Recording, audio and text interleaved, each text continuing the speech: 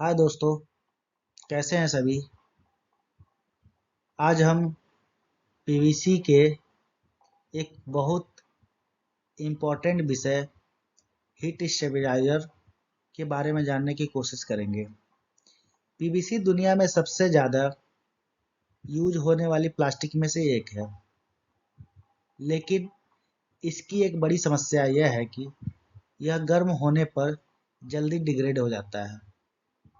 तो हम इस वीडियो में जानने की कोशिश करेंगे कि हीट स्टेबलाइजर आखिर में होता क्या है और इस हीट स्टेबलाइजर की पीवीसी में क्या ज़रूरत है और ये कितने टाइप के होते हैं और ये विभिन्न पीवीसी उत्पादों में कौन कौन से स्टेबलाइजर यूज किए जाते हैं।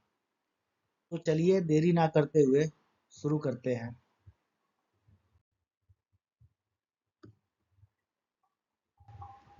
तो दोस्तों, पीवीसी को जब प्रोसेस करते हैं, जैसे कि प्रोसेसिंग मेथड आप कह सकते हैं एक्सट्रूजन, इंजेक्शन मोल्डिंग या कैलेंडरिंग प्रोसेस, तो पीवीसी को मेल्ट करने के लिए 160 डिग्री सेंटीग्रेड से 200 डिग्री सेंटीग्रेड तक गर्म करते हैं। तो उस टाइम क्या होता है, पीवीसी में जो सीएल होती है, क्लोराइड जो होती है, पॉलीविनाइल क्लोराइड होती है ना, तो जो सीएल होती है वो HCl में कन्वर्ट होके टूट जाती है और HCl गैस वहां से निकलती है प्रोसेसिंग के टाइम पे। जब सीएल जब ब्रेक होती है तो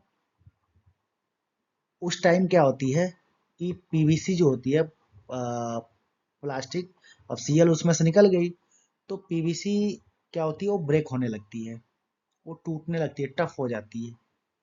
तो उस टाइम हीट स्टेबलाइजर की जरूरत पड़ती है कि वो हीट से प्रिवेंट करे, वो एचसीएल ड्यूरिंग प्रोसेसिंग या सीएल ना निकलने दे पीवीसी से। तो उस टाइम हीट स्टेबलाइजर की यूज होती है, जैसे कि वो अ, जो डिग्रेडेशन होती है उसको प्रिवेंट करती है, वो टूटने से रोकता है। हीट स्टेबलाइजर डालने से वो पीवीसी से एचसीएल गैस नहीं निकलती है, वो रोक देता है। एग्जाम्पल के तौर पे हम समझ सकते हैं, जैसे कि पेट में अगर एसिडिटी बनती है तो हम कोई मेडिसिन जब खाते हैं तो क्या होती है कि वो एसिडिटी को न्यूट्रल कर देता है। ठीक है, तो वैसे ही हीट स्टेबलाइजर क्या करती है, जो HCl होती है, जो प्रोसेसिंग के टाइम पे HCl गैस निकलती है पीवीसी से, तो उसको न्यूट्रलाइज कर देती है, वो रोक देती है, HCl गैस नहीं निकलती है फिर। हीट स्टेबलाइजर डालने से जो ऑक्सीडेशन रिएक्शन होती है पीवीसी में वो भी रुक जाती है। और जो कलरेशन होती है, डिसकलरेशन, लाइक कि अगर पीवीसी अगर हमने व्हाइट बना रखा है, सफेद पीवीसी की अगर पाइप है, तो डिसकलरेशन में क्या होती है कि वो पीवीसी पीला पड़ने लगता है या ब्राउन होने लगता है। ठीक है, तो उसको भी रोकती है। और हीट स्टेबलाइजर का एक और वर्क है कि जो एक्टिव जो मॉलिक्यूल्स होते हैं पीवीसी में प्रोसेसिंग के टाइम पे, तो उसको भी स्टेबल बनाता है हीट स्टेबलाइजर ऐड करने के बाद। और जब स्टेबल हो जाती है तो पीवीसी की जो लाइफ होती है वो बढ़ जाती है। अब हम जानते हैं कि कितने तरह के हीट स्टेबलाइजर यूज होते हैं पीवीसी के लिए। अब जैसे देख सकते हैं कि लेड होती है, लेड में tribasic lead sulphate, tribasic lead sulphate, basic lead carbonate, dibasic lead phosphate, organotin में like dibutyl butyl tin, maleates, dibutyl tin 20, mercaptides और कैडमियम, बैरियम, जिंक, ये सब use होती है।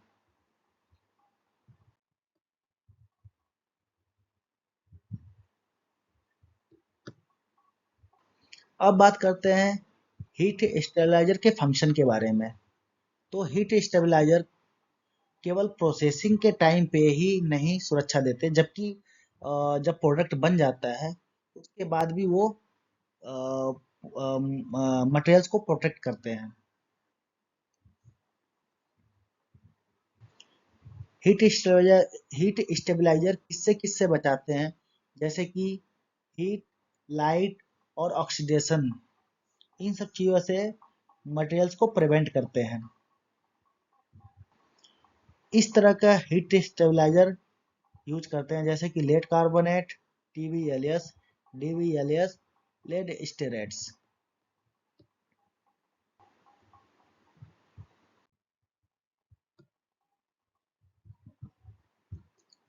और जैसे कि organic tin type के स्टेबलाइजर भी यूज होते हैं, जैसे कि dibutyl tin, dilaurate and dibutyl tin maleates. इस टाइप के भी हीट स्टेबलाइजर PVC मटेरियल्स में यूज करते हैं। इन ऑर्गेनोटिन स्टेबलाइजर जो होती है बेसिकली इसका यूज किस कारण करते हैं, लाइक कि हीट से बचाने के लिए, प्रोटेक्ट करने के लिए, और मटेरियल में ट्रांसपेरेंसी और बढ़ाने के लिए, और कलर को प्रोटेक्ट करने के लिए, डिसकलरेशन ना होने के लिए, मटेरियल्स में लाइक कि डिसकलरेशन होने लगती है तो उसको प्रोटेक्ट करता है। तो इन सब यूज के लिए ये organotin compounds as a heat stabiliser के रूप में यूज करते हैं।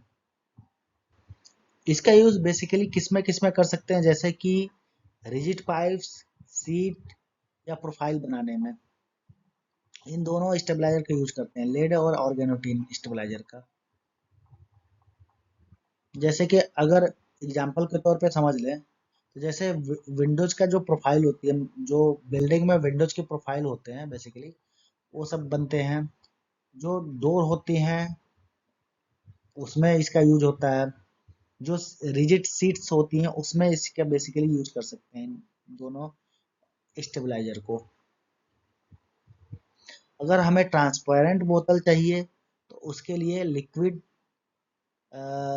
कैल्शियम जिंक यूज कर सकते हैं, थायोटीन कंपाउंड यूज कर सकते हैं।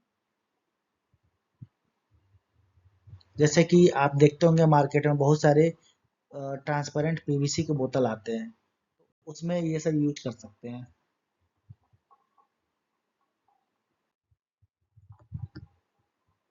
अब हम डिस्कस कर लेते हैं सेलुलर रिजिड PVC।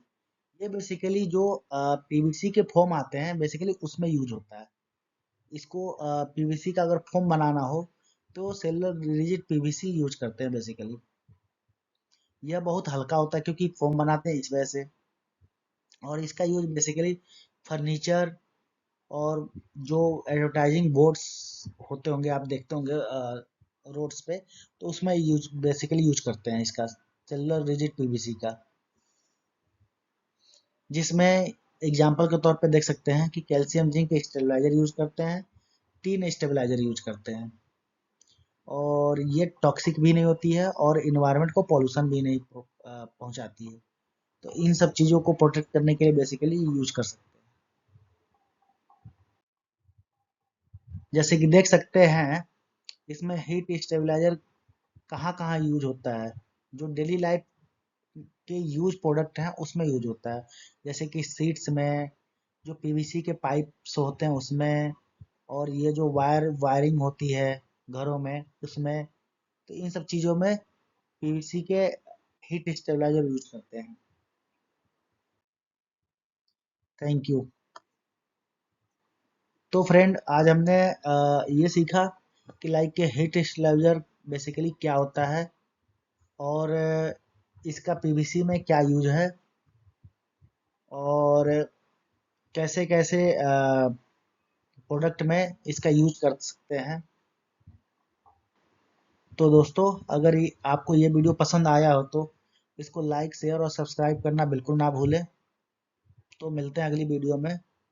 और आपको जिस टॉपिक पे वीडियो चाहिए आप कमेंट में ज़रूर बताएं।